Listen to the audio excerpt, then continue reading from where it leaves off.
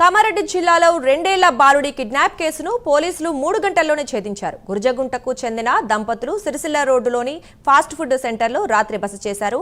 తెల్లవారేసరికి 2 ఏళ్ల బాలుడు హర్షిత్ను దుండగులు కిడ్నాప్ చేశారు. దీంతో రంగంలోకి దిగిన పోలీసులు బాలుడిని దోమకొండకు చెందిన రాజు, శారద కిడ్నాప్ చేసినట్లు గుర్తించారు. అనంతరం కిడ్నాపర్లను అరెస్ట్ చేసి బాలుడిని తల్లిదండ్రులకు అప్పగించారు. పోలీస్ స్టేషన్కి వచ్చి వాళ్ళ బాబు హర్షిత్ అని 2 ఇయర్స్ అబ్బాయి. సో నిన్న నైట్ వీళ్ళు ఈ సిరిసిల్ల రోడ్ దగ్గర ఒక ఫాస్ట్ ఫుడ్ సెంటర్ దగ్గర పడుకున్నారు. అండ్ మార్నింగ్ లేచి చూసేసరికి బాబు లేడు అని చెప్పేసి కంప్లైంట్ ఇచ్చారు. సో 8:30 కంప్లైంట్ ఇచ్చారు. అండ్ వెంటనే ఎస్పీ సార్ ఆర్డర్స్ ప్రకారం మేము 3 టీమ్స్ని ఫామ్ చేయడం జరిగింది. సో ఆ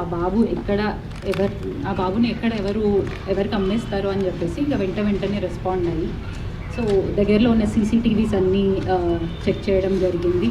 అండ్ లోకల్ వాళ్ళని ఎంక్వైరీ చేయడం జరిగింది. సో సీసీటీవీ ఫుటేజ్ ప్రకారం ఒక లేడీ అండ్ ఒక మ్యాన్ ఇద్దరు కలిసి ఆ బాబుని తీసుకెళ్తున్నట్టు తెలిసింది.